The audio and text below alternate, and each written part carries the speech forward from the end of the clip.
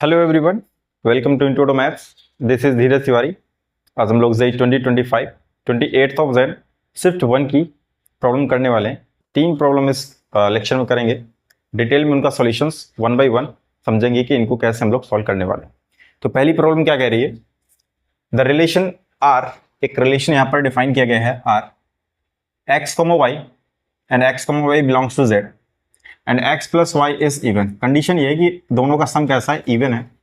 तो आपको types of relation यहां पर बताना है कि किस टाइप का रिलेशन ये होने वाला है।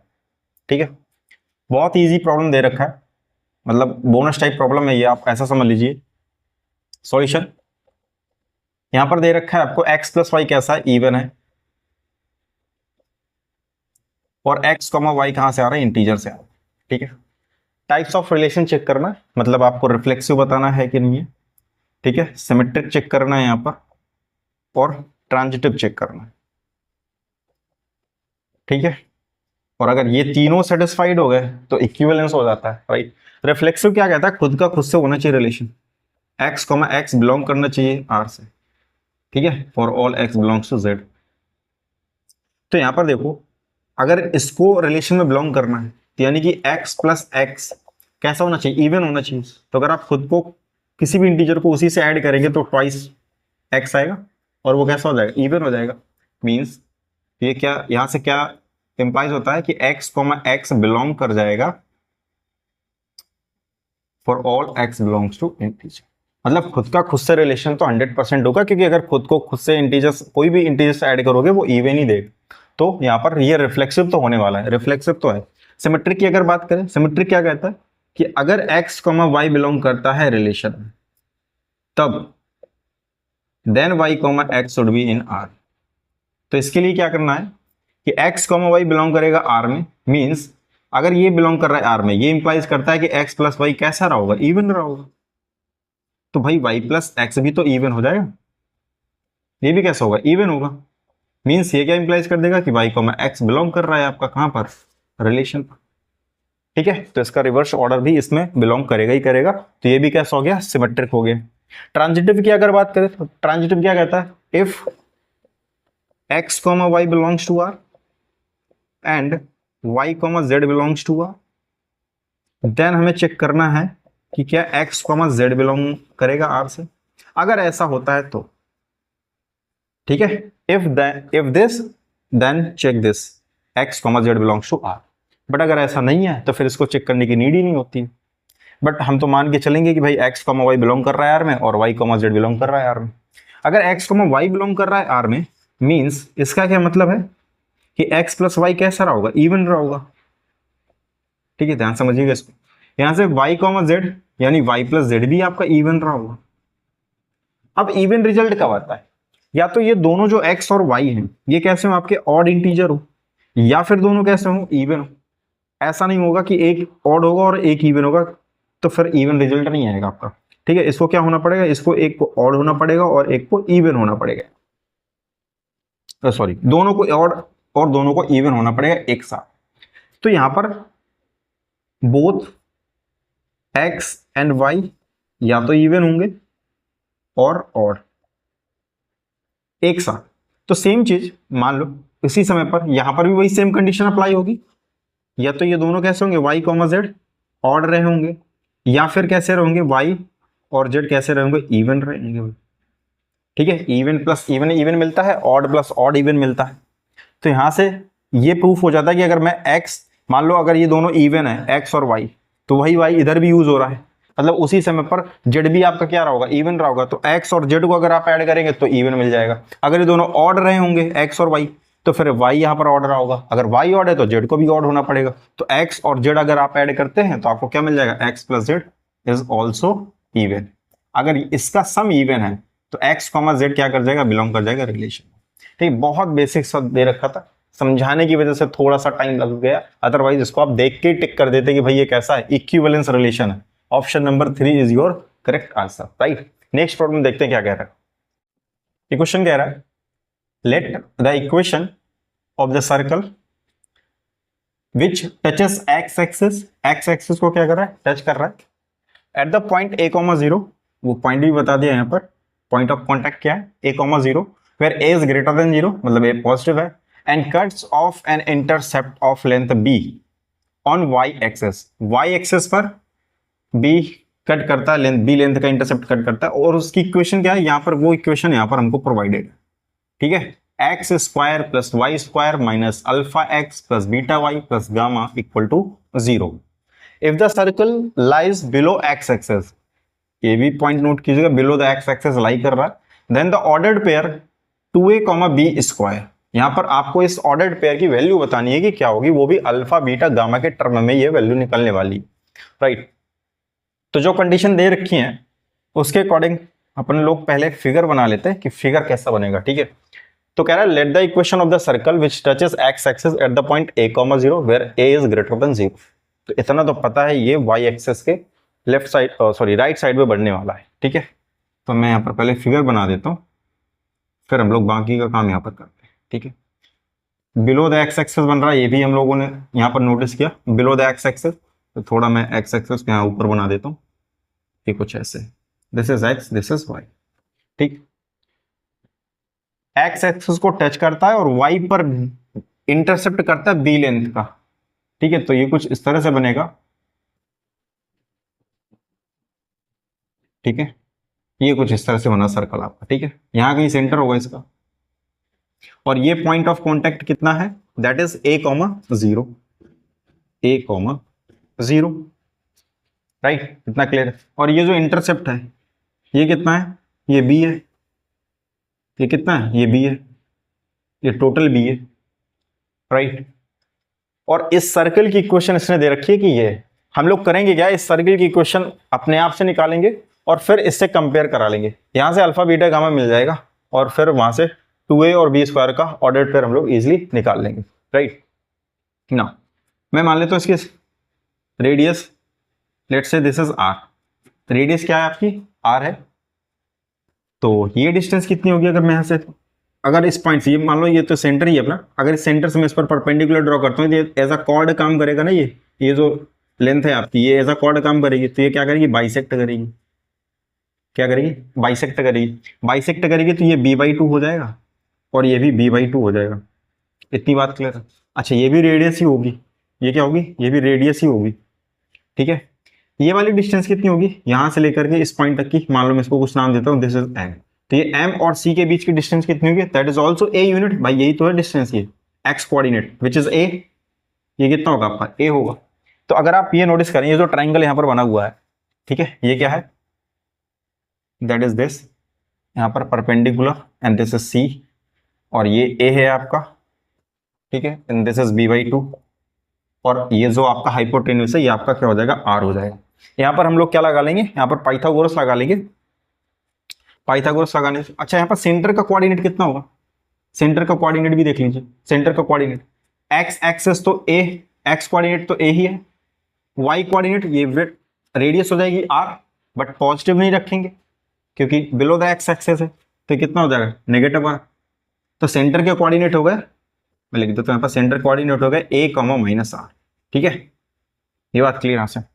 यहाँ से रिलेशन लगाते हैं, तो कितना हो जाएगा, r square equal to a square plus b square by 4 using Pythagoras theorem, right. यहाँ से r square equal to a square plus b square by 4 हम लोगों ने यहाँ से रिलेशन निकाल लिया। सेंटर पता है, रेडियस पता है, तो सर्किल की इक्वेशन अपने आप से जनरेट कर सकते हैं, कितना हो जाएगा, x माइनस a का whole square plus y minus b, मतलब ये जो कोऑर्डिनेट है आपका -3, कितना हो जाएगा, प्लस r का स्क्वायर इक्वल टू क्या होता है, रेडियस का स्क्वायर, रेडियस का स्क्वायर ऑलरेडी अपने पास में है, वो यहाँ पर पहले तो मैं ऐसे लिख देता हूँ, ठीक है। इसको ओपन करते हैं, कितना आ जाएगा, X square plus a square minus 2ax plus Y square plus r square plus 2y into r equal to r square, ठीक है। r स्क्वायर से r स्क्वायर कैंसिल आउट हो गया, जैसे इक्वेशन गिवन है उसी टर्म में इसको अरेंज कर लेते हैं। तो X square plus Y square minus twice of A X, यहां से बचेगा प्लस 2r इंटू वाई, और क्या बचा यहां पर अपने पास में, ये बचेगा यहां पर a square, only a square, right, this is a square, और इक्वल में बचेगा 0। इतनी बात क्लियर है यहां से, राइट। नाउ आप कंपेयर कराते हैं इससे, भाई ये भी उसी सर्कल की इक्वेशन है, given following the given condition.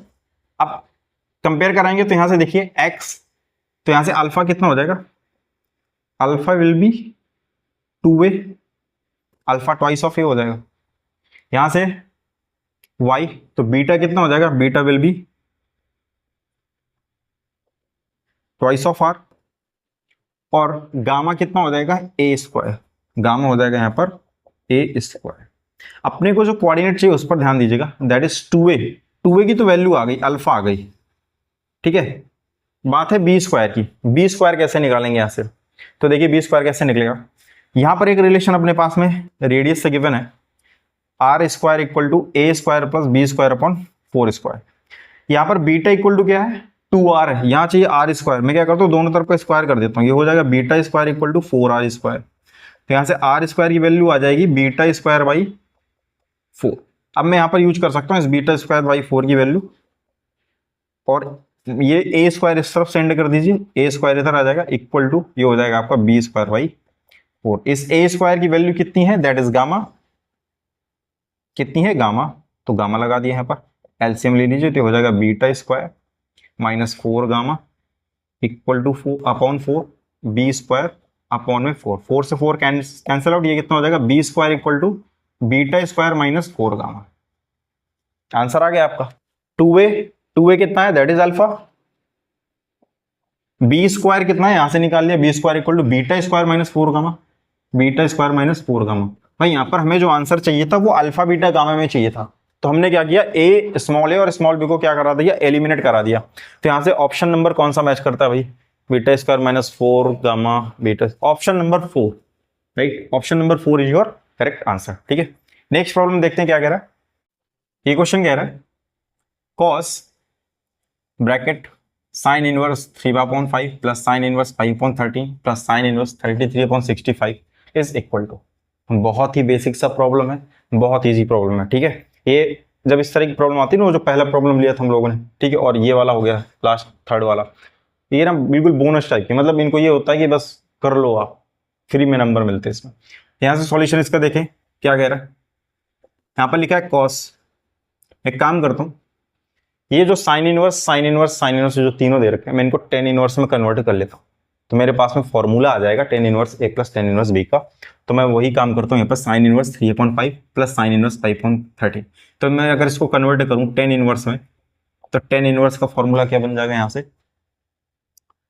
Perpendicular upon base, तो परपेंडिकुलर तो यही है 3, और बेस कैसे आ जाएगा, ये तो हाइपोटेन्यूस है नीचे, ये सारे हाइपोटेन्यूस हैं, ये कैसे हैं, सारे हाइपोटेन्यूस हैं, ये सारे कैसे हैं, ये पी है, ये पी है, ये भी P, perpendicular upon hypotenuse, perpendicular upon hypotenuse, perpendicular upon hypotenuse. तो यहाँ पर 10 के साथ में क्या आता है, बेस अपॉन हाइपोटेन्यूस, तो बेस कितना आ जाएगा यहाँ से, बेस तो पता ही है, sorry perpendicular upon base, base कितना आ जाएगा यहाँ से, बेस आ जाएगा यहाँ से अगर आप निकालेंगे 25 माइनस 9 दैट इज 16, तो 4 आ जाएगा, राइट, प्लस ऐसे ही 10 इनवर्स, क्या करेंगे यहाँ से बेस निकाल लीजिए, 169 25 144, तो बेस आ जाएगा आपका दैट इज 12, और हाई परपेंडिकुलर तो सेम है दैट इज 5, प्लस 10 इनवर्स यहाँ से कितना हो जाएगा 33 अपॉन में ये कितना हो जाएगा 65, और ये तो इसको सॉल्व करना पड़ेगा आपको थोड़ा सा यहाँ पर, तो 65 तो हाइपोटेन्यूस हो जाएगा, 65 का स्क्वायर माइनस 33 का स्क्वायर, ये दे देगा आपको बेस का स्क्वायर, तो यहाँ से हो जाएगा 65 माइनस 33, और ये हो जाएगा 65 plus 33 that is base square.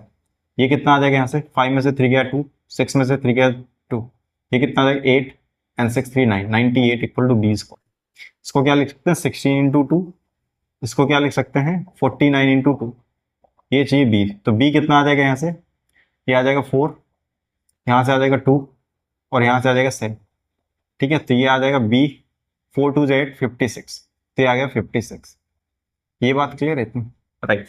Now cos 10 inverse a plus 10 inverse b का फॉर्मूला लगा देंगे, यहाँ से कितना हो जाएगा easy, 10 inverse a plus b 3/4 plus 5/12 upon 1 minus 3/4 into 5/12, right, ये है, प्लस में 10 इनवर्स, ये तो बचा ही अभी, इसको चलाते हैं लास्ट तक, ये आ जाएगा कॉस, सिंप्लीफाई करते हैं इसको 10 इनवर्स, ये कितना आ जाएगा यहाँ से 12 का एलसीएम ले लीजिए, 4 3 9, ये प्लस 5 अपॉन यहाँ से कितना है 48 minus 15 that is 33 upon 48, right. 12 1 ये 4 आ जाएगा, ठीक है। यहाँ से कितना आया ये, और यहाँ पर क्या बचेगा आपका 10 इनवर्स 33 अपॉन में 56। नाउ ये 12 4 जा 48 हो गया है, और यहाँ से 9 + 5 14 आ गया, तो एक कॉस जो बचा उसको लिख लेते हैं 10 इनवर्स, ये चला जाएगा ऊपर तो हो जाएगा 14 × 4 दैट इज 56, और यहाँ बचेगा आपका 33 ये प्लस 10 इनवर्स 33 अपॉन 56। मैं क्या ऐसा लिख सकता हूँ कॉस ये 10 इनवर्स 56 अपॉन 33, और इसको लिख सकता हूँ कॉट इनवर्स 56 अपॉन 33, ठीक है भाई। क्या होता है 10 inverse x equal to cot inverse 1/x, ठीक है। ये यहां से कर लिया मैंने। अब यहां पर हुआ क्या, ये दोनों थीटा सेम है, तो 10 inverse theta plus cot inverse theta क्या होता है दैट इज π/2, यू नो, तो यहां से cos π/2 आ जाएगा, cos π/2, और वो कितना होता है 0। ऑप्शन नंबर चेक कर लीजिए, यहां से option number 2 is your correct answer, ठीक है। तो बहुत ही बेसिक प्रॉब्लम दे रखी थी, तो आई होप कि ये तीनों प्रॉब्लम आपको समझ में आई होंगी। मिलते हैं नेक्स्ट लेक्चर में नेक्स्ट क्वेश्चन के साथ में, तब तक के लिए स्वस्थ रहिए, मस्त रहिए।